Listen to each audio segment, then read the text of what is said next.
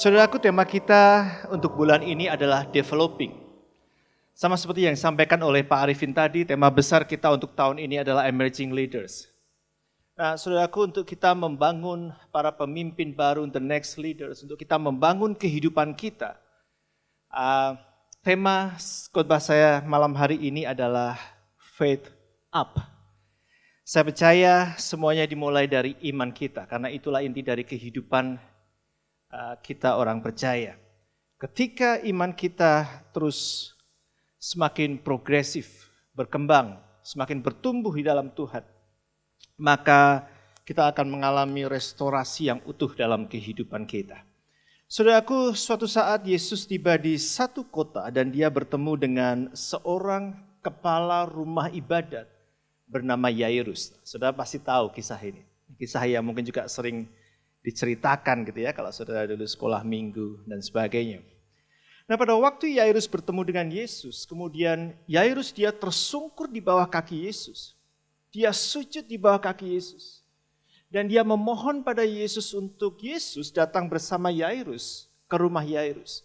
Karena anak perempuan dari Yairus sedang sakit keras dan hampir mati. Nah, saudaraku, pada waktu Yesus dan Yairus sedang berjalan ke rumah Yairus, ada satu kisah yang kita semua juga sudah sering dengar. Saya mencoba akan mengambil dari sudut pandang yang berbeda tentang kisah ini. Dia berjumpa dengan seorang wanita, seorang perempuan pendarahan 12 tahun. Oke, saya percaya saudara sudah sering dengar kisah itu. Nah, itu hal yang menarik. Nah, kita mau belajar bagaimana pentingnya iman kekristenan kita harus terus mengalami progres di dalam kehidupan kita sebagai orang percaya. Kita lihat sama-sama kisahnya di Markus 5 ayat 24 sampai 34. Firman Tuhan berkata, lalu pergilah Yesus dengan orang itu, dengan Yairus, menuju ke rumah Yairus. Orang banyak berbondong-bondong mengikuti dia dan berdesak-desakan di dekatnya. Adalah di situ seorang perempuan yang sudah 12 tahun lamanya menderita pendarahan. Ia telah berulang-ulang diobati oleh berbagai tabib. Enggak cuma sekali, 2 kali saudara. Berulang-ulang. Sehingga telah dihabiskannya semua yang ada padanya. Namun sama sekali tidak ada faedahnya. Malah sebaliknya keadaannya semakin memburuk. Dia sudah mendengar berita-berita tentang Yesus. Dia sudah dengar tentang Yesus. Maka di tengah-tengah orang banyak itu ia mendekati Yesus dari belakang dan menjamah jubahnya. Sebab katanya, asal ku jamah saja jubahnya, aku akan sembuh. Seketika itu juga berhentilah pendarahannya dan ia merasa bahwa badannya sudah sembuh dari penyakitnya.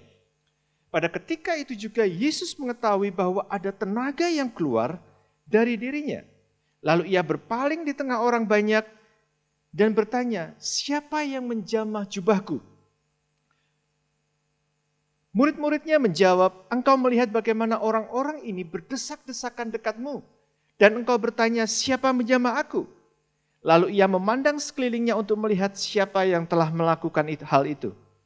Perempuan pendarahan ini, yang menjadi takut dan gemetar ketika mengetahui apa yang telah terjadi atas dirinya, tampil dan tersungkur di depan Yesus dan dengan tulus memberitahukan segala sesuatu kepadanya.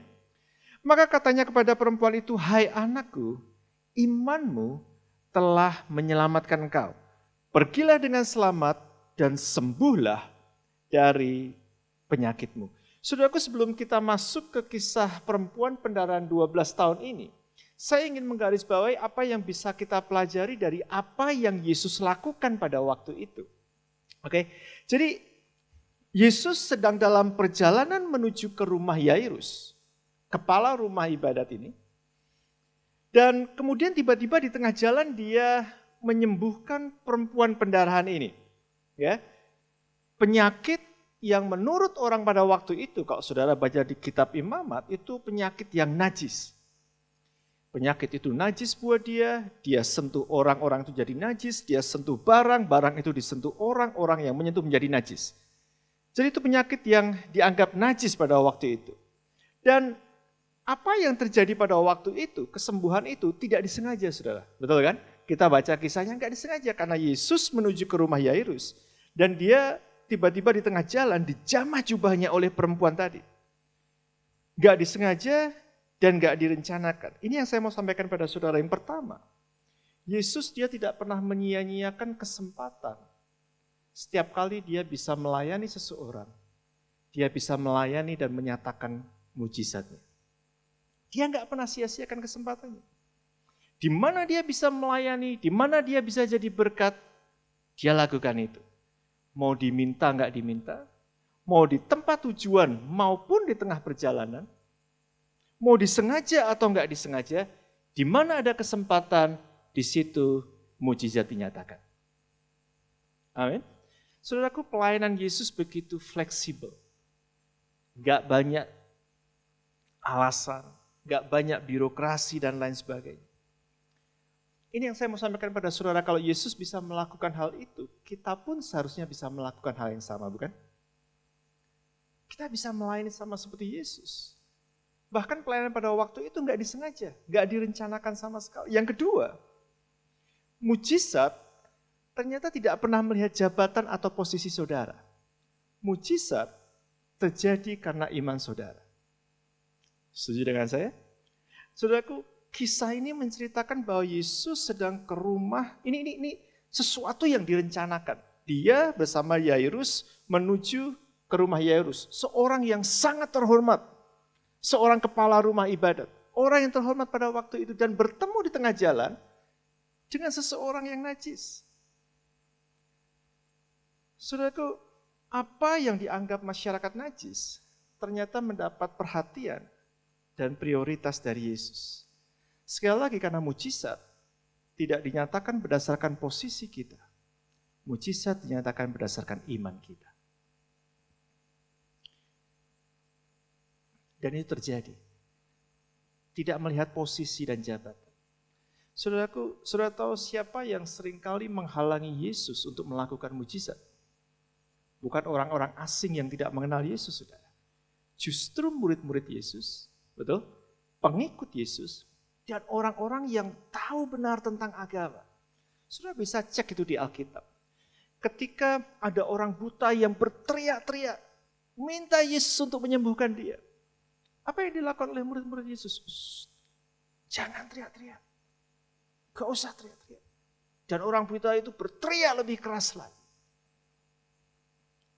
Justru murid-murid Yesus yang seringkali menghalangi seseorang untuk dapat datang kepada Yesus dan menerima mujizat dari Yesus. Ketika anak-anak mau datang pada Yesus, siapa yang menghalang-halangi mereka? Betul, saudara? Ketika Yesus mau mengampuni wanita yang tertangkap basah berbuat zina, siapa yang lebih sok suci, sok kudus, berusaha menghalang-halangi Yesus mengampuni wanita tersebut? Kita tahu, para ahli Taurat, ahli agama, dan orang-orang Farisi. Saudara, aku coba renungkan ini. Kita seringkali merasa kita lebih tahu dari Yesus siapa saja yang berhak dan layak untuk datang kepada Yesus, mengalami kasih-Nya, dan menerima mujizat-Nya. Betul, saudara? Kadang kita merasa lebih tahu dari Yesus. Siapa-siapa aja yang berhak dan siapa yang gak berhak untuk datang kepada Yesus. Tanpa kita sadari, kita seringkali menjadi penghalang untuk seseorang bisa datang kepada Yesus, menerima Yesus, menerima kesembuhan dari Yesus, menerima mujizat dari Yesus. Nah, saudaraku, kita kembali ke kisah perempuan pendarahan 12 tahun ini, saudara. Kita tahu karena anugerah Tuhan, kemudian dia disembuhkan. Nah, apa yang kita bisa pelajari dari perempuan ini, saudara? Yang pertama, biarlah kita memiliki kehidupan yang progresif. Ya, progresif berbicara tentang selalu ada kemajuan, selalu ada peningkatan, meskipun itu bertahap dan harus melalui sebuah proses. Oke? Progresif berbicara selalu mengalami peningkatan atau selalu mengalami kemajuan, meskipun itu bertahap Dan meskipun itu harus melalui sebuah proses.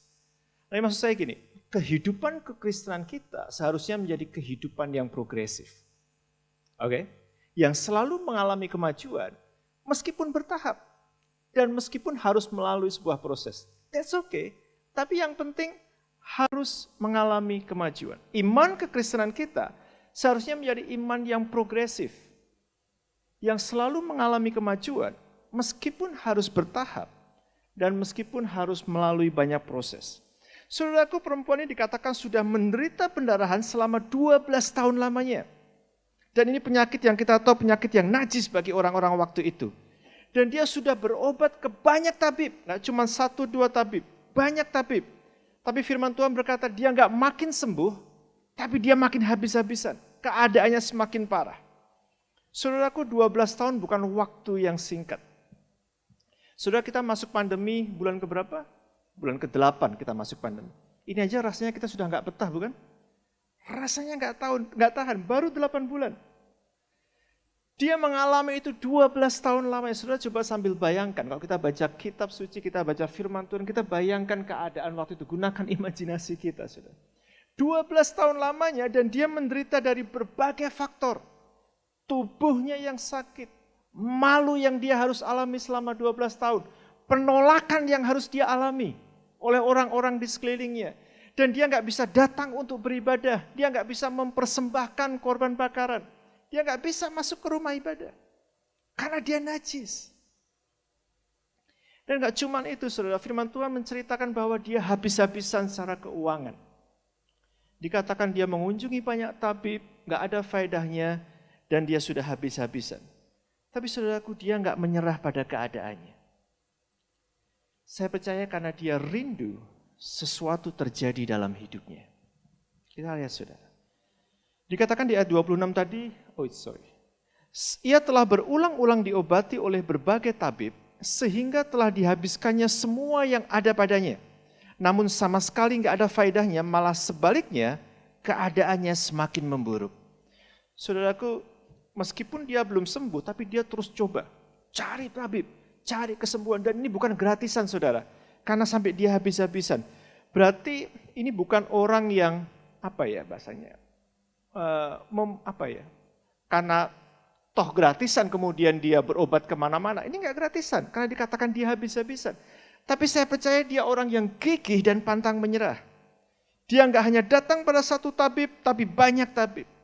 Nah, apa yang perempuan ini lakukan juga bisa mengingatkan kita satu hal, saudara. Ternyata segala sesuatu yang kita lakukan berulang-ulang dan bahkan penuh dengan perjuangan, tanpa melibatkan Tuhan, bisa berakhir buruk hasilnya dari apa yang kita pikirkan. Dia lakukan itu berulang-ulang. Dia habiskan semuanya, tenaganya, pikirannya, waktunya, duitnya, semuanya. Segala sesuatu yang kita lakukan berulang-ulang, bahkan dengan perjuangan kita tanpa melibatkan Tuhan, ternyata bisa berakhir buruk dari yang kita harapkan. Saudaraku, perempuan ini nggak mau menyerah pada keadaannya, karena bagi dia cukup dia mengandalkan kepandaian manusia. Dia tahu sekarang waktunya, dia serahkan pada pribadi yang dia percaya bisa menyembuhkan dia, yaitu Yesus. Saudara, ada quote yang menarik. Dikatakan gini, our desperation is often God's preparation for His revelation. Keputusasaan kita seringkali merupakan persiapan Tuhan untuk pewahyuannya. Saudaraku, dia bukan murid Yesus. Bahkan dia bukan pengikut Yesus. Tapi dia akan segera menjadi saksi Yesus. Kan apa? Kan ada pewahyuan yang baru. Ayat 27, dia sudah mendengar berita-berita tentang Yesus, maka di tengah-tengah orang banyak itu ia mendekati Yesus dari belakang dan menjamah jubahnya. Sebab katanya, asal ku jamah saja jubahnya, aku akan sembuh. Seketika itu juga berhentilah pendarahannya dan ia merasa bahwa badannya sudah sembuh dari penyakitnya. Saudaraku, perempuan ini mendengar apa yang Yesus pernah lakukan sebelum Yesus datang ke kota itu. Ke kota di mana perempuan itu ada. Yesus baru saja mengusir roh jahat yang ada di orang yang kerasukan roh jahat di Gerasa. Yesus sebelum masuk ke kota dia, menyembuhkan orang yang lumpuh. Yesus menyembuhkan banyak orang yang sakit. Yesus meredakan badai dan lain sebagainya. Tapi perempuan ini dia gak cuma mau dengar tentang Yesus, tapi dia mau mengalami kuasa Yesus. Saudaraku, karena cuma satu yang ada di pikirannya, yang saya percaya. Satu yang ada di pikirannya, asal ku jamah saja jubahnya, maka aku akan sembuh. Saudaraku, dia bulatkan tekadnya. Dia sungguh-sungguh dia bulatkan tekadnya. Dia lakukan segala cara untuk dia menembus kerumunan itu. Kan dikatakan banyak sekali orang berdesak-desakan. Kalau saudara baca di versi bahasa Inggrisnya lebih jelas lagi saudara. Berdorong-dorongan. Bayangkan saudara. Dia bulatkan tekadnya untuk datang pada Yesus. Dia berusaha untuk menerobos kerumunan itu saudara. Dia lakukan segala cara hanya untuk satu hal. Untuk datang pada Yesus. Dan menjadi sembuh. Saudara mulai bisa menangkap pesan saya? Dia sekali lagi mungkin bukan pengikut Yesus. Dia mungkin bukan murid Yesus. Tapi dia korbankan segalanya untuk dia dapat berjumpa dengan Yesus. Dia tinggalkan masa lalunya. Dia tinggalkan semua penderitaannya. Dia tinggalkan semua kedagingan yang mengikat dia untuk dia bisa maju. Dia tinggalkan semuanya. Dia tinggalkan ketakutan, keraguan, kekhawatirannya. Karena dia percaya, hanya ketika dia datang pada Yesus, maka hidupnya akan dipulihkan. Halo? Saudara mungkin selama ini saudara hanya percaya, tapi saudara nggak berani untuk membuat satu langkah maju. Perempuan ini dia percaya. Dan ada satu pikiran dalam pikirannya, kalau ku jamah jubah Yesus, maka aku akan sembuh. And she makes a move. Dia bertindak. Dia bergerak. Saudaraku, kata iman dalam perjanjian baru itu ditulis pistiwo. Ya. Ini bukan kata sifat, bukan kata benda, ini kata kerja. Yang artinya, ketika saya cek, yang artinya itu menyerahkan seluruh yang ada pada saudara kepada apa yang saudara percaya. Semua yang ada pada saudara. Pikiran saudara, waktu saudara, ucapan saudara, dan lain sebagainya. Sama seperti perempuan ini, karena percaya aja gak cukup. She must put into action. Saudaraku membaca kisah perempuan pendara ini, saya semakin mengerti kenapa Yakobus 2 ayat 26 mengatakan gini saudara. Sebab seperti tubuh tanpa roh adalah mati, demikian jugalah iman tanpa perbuatan-perbuatan adalah mati. Dalam terjemahan The Message, lebih jelas lagi, in the very moment you separate body and spirit. Tepat di saat kamu memisahkan tubuh dan roh, maka kamu akan end up with a corpse, mayat atau jenazah. Hal yang sama ketika engkau memisahkan antara iman dan perbuatan, maka engkau akan mendapatkan yang sama. Kematian, mayat atau jenazah. Bagi perempuan pendara ini kematian ada di depan mata kalau dia hanya percaya dan dia nggak bertindak. Saudaraku, sometimes you have to fight for what you believe. Saudara harus perjuangkan apa yang saudara imani dan saudara percayakan. Saya cerita singkat aja ya saudaraku. Suatu saat anak saya mau ulang tahun lalu, anak saya yang cewek, dia cuma ngomong gini, Daddy, namanya Selin, dia pengen little puppy, anak anjing. Ya. Dia, namanya anak-anak saudara, dia pengen kayaknya malu-malu tapi dia kasih clue ke saya. Pokoknya anjingnya ras kecil, gak bisa gede, gak bisa besar, warnanya seperti sapi perah, putih sama hitam. Waduh, saya mulai berpikir keras saudara. Kemudian apa yang saya lakukan? Tentu saya berdoa. Saya gak tahu apakah bisa mendapatkan itu, apakah itu hadiah untuk anak saya, tapi berdoa aja gak cukup. Saya percaya.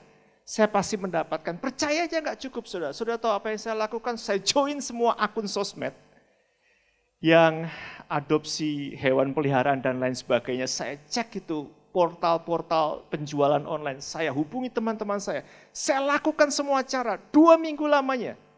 1 hari sebelum ulang tahun anak saya. Kemudian saya mendapatkan apa yang anak saya inginkan. Persis seperti yang dia inginkan.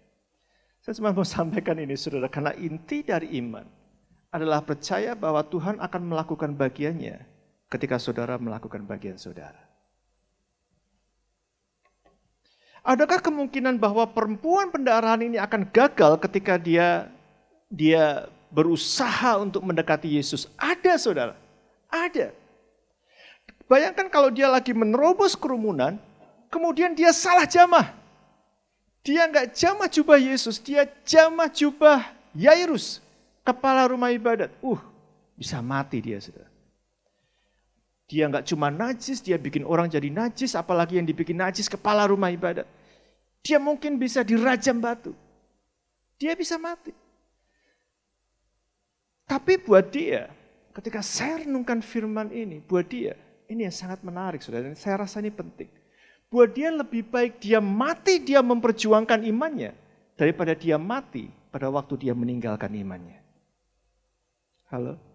Lebih baik dia mati dalam keadaan dia memperjuangkan apa yang dia percaya, daripada dia mati. Dia meninggalkan semua mimpi dan apa yang dia percaya di belakang dia.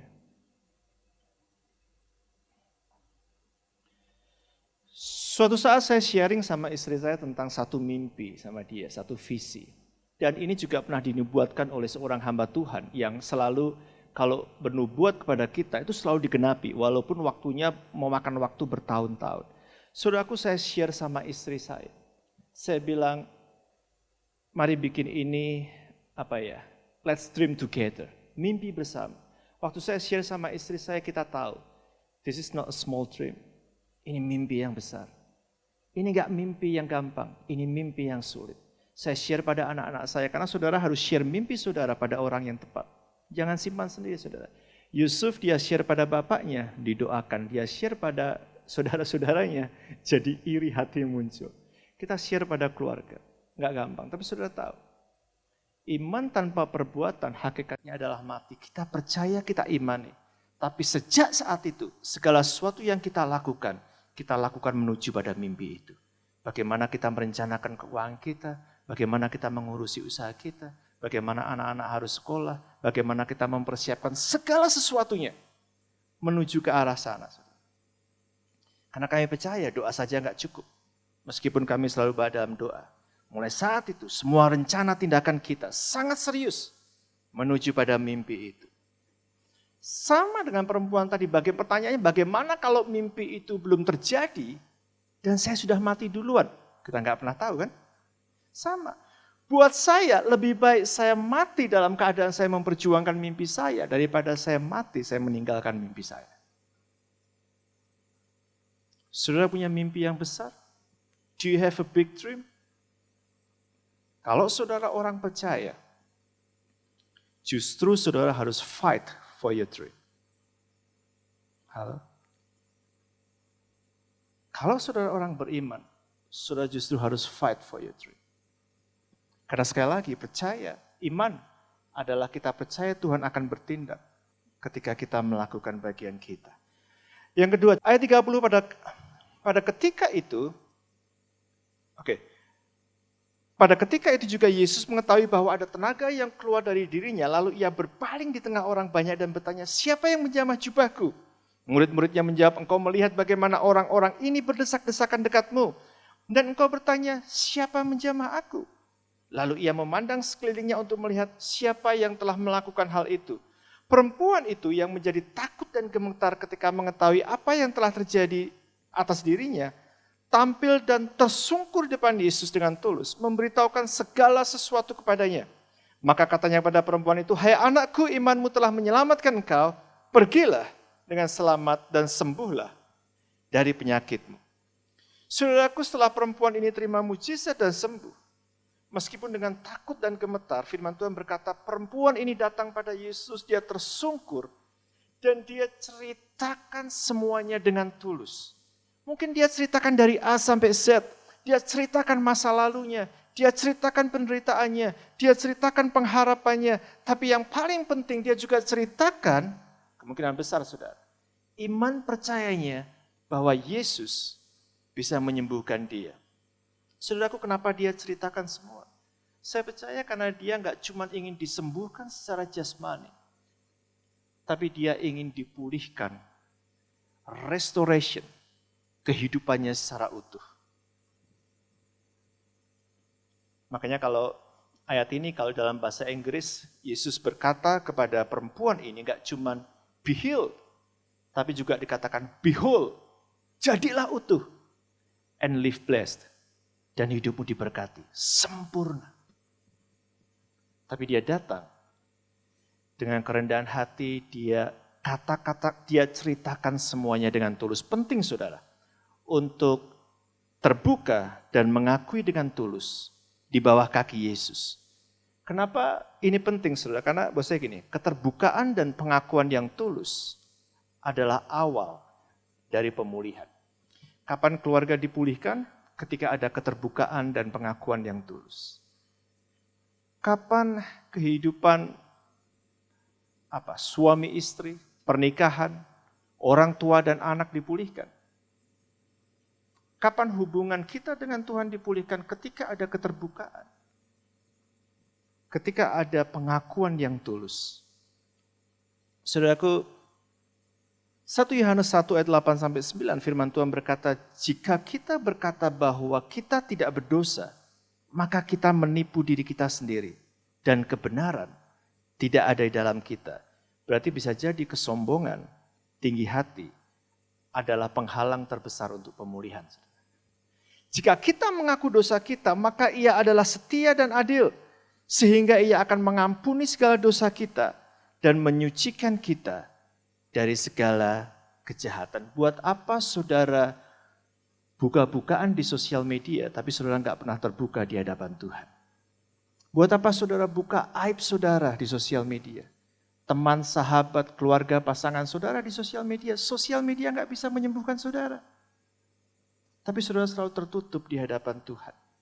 Ayat ini mengajarkan pada kita, hey, jangan merasa kita sudah paling benar.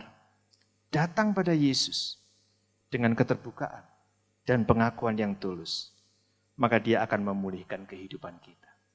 Saudaraku, dari perempuan pendarahan ini kita belajar, mujizat tanpa pertobatan adalah hal yang sia-sia. Setuju saudara? Tapi mujizat yang disertai dengan pertobatan akan merestorasi seluruh kehidupan kita. Seberapa sering kita mendengar ada orang dibawa ke KKR, ya kan? Menerima kesembuhan. Kemudian berapa tahun kemudian, dia nggak cuma sakit, tapi sakitnya tambah parah. Orang mungkin menderita gula tinggi, gula dalam darah tinggi, tekanan darah tinggi, hipertensi dan lain sebagainya. Kemudian dia stroke. Kemudian karena kemurahan Tuhan dia disembuhkan. Tapi dia nggak mau berubah, dia nggak mau bertobat. Gaya hidupnya masih sama, pola makannya masih sama. Dan kemudian dia mengalami hal yang bahkan lebih parah lagi. Mujizat tanpa pertobatan. Pada hakikatnya adalah sia-sia saudara. Amin. Saudara belajar sesuatu malam hari ini. Kalau saudara belum terima mujizat hari ini, percaya. Dan terus lakukan apa yang menjadi bagian saudara. Karena seperti saya sampaikan tadi, inti dari iman adalah Tuhan pasti melakukan bagiannya ketika saudara dan saya melakukan bagian kita. Amin. Kalau saudara belum menerima mujizat, kalau saudara sudah menerima mujizat, jangan berhenti sampai di menerima mujizat. Sama seperti perempuan pendarahan tadi, ketika dia ada di bawah kaki Yesus, dia sujud di bawah kaki Yesus. Dia datang dengan keterbukaan. Dan dia mengaku dengan tulus apa yang terjadi pada dia. Mungkin apa yang dia rindukan. Mungkin apa yang dia inginkan. Dan sudah lihat, Yesus berkata dia gak hanya disembuhkan. Tapi hidupnya menjadi whole, menjadi utuh. Hidupnya diberkati. Bahkan dikatakan dia diselamatkan. Haleluya. Biarlah itu boleh menjadi inspirasi dan kekuatan buat kita malam hari ini. Kita akan masuk dalam perjamuan kudus. Sudah bisa siapkan roti dan anggur sudah.